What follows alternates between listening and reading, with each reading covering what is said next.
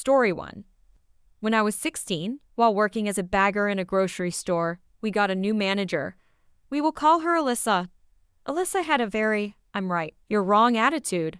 She did not care if she was in the wrong, but you better do what she told you until she changed her mind. If you spoke out against her, you would end up on her hit list, and she would do her best to get you fired. Generally, the bagger is the lowest position in a store. We collect carts from the lot, put away items, stock, clean, bag, and somehow we are always at fault. Cue Alyssa. I had an early shift. I clocked in and started my morning duties when I heard on the loudspeaker, "OP, please come up to aisle 6 frozen aisle, seafood." This is an oval-shaped, open-air freezer at the end of the aisle. There are 6 compartments, about 20 feet long in total. There is 1 compartment on each end and 2 in between on each side. The compartments are about 2 feet deep under the aluminum panels, with fans facing out from the center. There is drainage in the bottom, and the freezing air blows out vents onto the merchandise above. The drainage compartments eventually clog with ice over time. I came in, and Alyssa gave me a smile and asked me to grab a bucket and scrub brush. She wanted me to pull up the bottom aluminum floor panels at the bottom of the freezer and melt the ice that accumulates around the fans. She said it should take no longer than 30 minutes. She also said to make sure I use cold water, as we do not want the temperature sensors to go off. Anything over 42 Fahrenheit will set them off, and corporate would call. I informed her that it would not work. The water would freeze and just create a mound of ice. I suggested using hot or practically boiling water while watching the temperature. Alyssa gave me a firm no and the threat of writing me up if I disobeyed. For the next hour, I must have put about 200 gallons of cold water onto the freezer fan. I switched from a 2-gallon bucket to a 5-gallon. I stopped and moved to the next fan each time the compartment was to the brim with ice. I got 4 compartments done before Alyssa came to check on me. Instant rage. Alyssa went from white to red real quick. She questioned how I could have screwed up something so simple. I said I did exactly what she told me to do, and the meat manager came over after hearing her outburst. The meat manager mentioned that I should have used hot water, which sent Alyssa over the edge. She demanded that I go to her office, and she would write me up. The meat manager stuck up for me and explained that he had double-checked with Alyssa what she wanted me to do, and I was complying with her instructions. Alyssa went silent for a moment, and it was like her head was going to pop off. She just took a deep breath and muttered, "Fix it," and walked away. The meat manager gave me an extended industrial hose, hooked up to the hot water. The ice was gone in 15 minutes, and since the freezer temperature was measured as a whole, it never went above 34 degrees Fahrenheit. Alyssa avoided me for over a week afterward. I knew I was on her hit list, and for the next 8 months, she tried to write me up for the most trivial reasons. I eventually was given a written warning for leaving 9 minutes early with approval from the front-end manager who was friends with Alyssa. At that point, I knew I would get fired for nonsense eventually, and I quit without my 2 weeks. Story 2. Back in high school around 2010, I used to work the closing shift at Donut Emporium on Sunday nights. Per company policy, I could box up 2 dozen donuts to bring home with me before throwing the rest out. 1 dozen went with my dad to work in the morning, and 1 came with me to school, specifically my Spanish class, which was a pretty small and tight-knit group. Tends to happen when a lot of coursework is practicing conversations with each other. This practice of bringing donuts every Monday sparked an idea in one of my classmates' heads. We'll call her Anne. Since it's so nice to have donuts once a week, we should do a weekly snack day where everyone can bring something in. They decided this would be on Thursday, and I said I'd just continue bringing in donuts every week on Monday as my contribution. Everyone was very okay with this, except for Anne. No. This snack day was Thursday, and if you aren't going to bring in a snack on a Thursday, then you aren't welcome to participate. I was pretty upset, but what can you do? It's only 1 snack one time. Then I got to thinking about it. I was only required to bring a snack, not something sweet or delicious or even palatable. As long as it was edible, then it counted. My next closing shift, I grabbed an extra empty dozen box. I went to the store on Wednesday night and got a 5-pound bag of potatoes. I washed them and put them right in the box, and dropped off the box early in the morning to my Spanish classroom. so nobody would get wise to the actual contents. Apparently, the earlier classes had seen the box sitting on a shelf and had told our class that we had donuts. Everyone was excited. I brought them up and put them on top of the Elmo projector, trying my best not to betray the extra heft. They all scurried up excitedly, and Anne herself was the one to open the box. A blank expression turned to raw frustration. "You were supposed to bring a snack today," she protested. "I did," I said, walking up to the box and grabbing a potato, biting into it while making direct eye contact with her. "You don't have to have any if you don't want to." Everyone shuffled back to their desks, and Anne tried desperately to grasp a new argument out of thin air, but it was not coming. I finished my potato triumphantly and brought the rest home for my mom after school. The box was checked, and she could not try to exclude me from the weekly snack day anymore. Everyone else in the class who thought she was a bit over the top thought the antic was hilarious after they got over the initial disappointment. Story 3. I work in a field that is dominated by men. In fact, in my office of 30-ish people, only 3 of us are females. My direct boss, one of our quality assurance representatives, and myself. My job is a mix of technical support and customer service in a niche industry, and I have worked at my company for nearly 15 years doing the same job, small company, and not a lot of room to move as we tend to stick around. We deal with clients worldwide, and my department consists of 6 people. Generally, we have 2-3 on phones at any given time, 1 on chat, and the other 2 working on different queues. At least 2-3 times a week, I am mistaken by clients as the secretary and asked to be transferred to technical support. My standard response is, "I am part of technical support. What can I help you with today?" And they are happy to work with me. Occasionally, maybe once every couple of years, someone will tell me they want to talk to a male or more senior representative.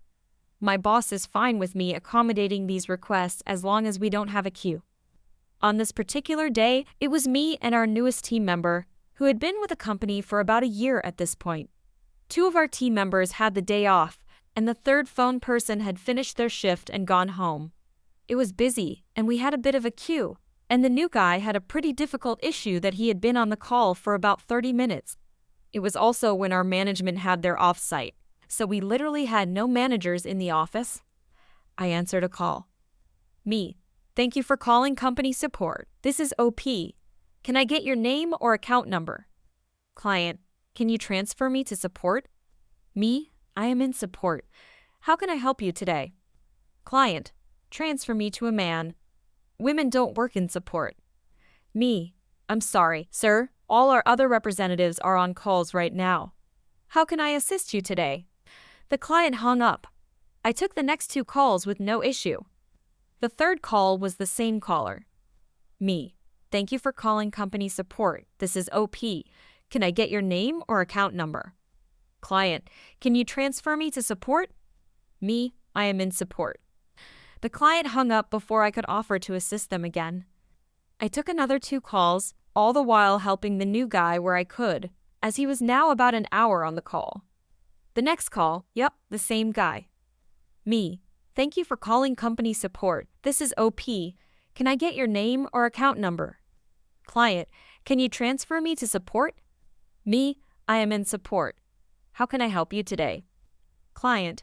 "Transfer me to a man. Women don't work in support." Me. "I'm sorry, sir. All our other representatives are on calls right now." Client. "I am not working with a woman. I want your manager." Me. "I'm sorry, the manager is not in their office at this time." Client. "No, I want a male manager." Me. "I'm sorry, all the managers are away from their desks in a meeting at this time. I can request that one call you back when they are available." The client hung up. At this point, the queue was clear, and I continued to help the new guy with his issue. 5 minutes later, I got a call.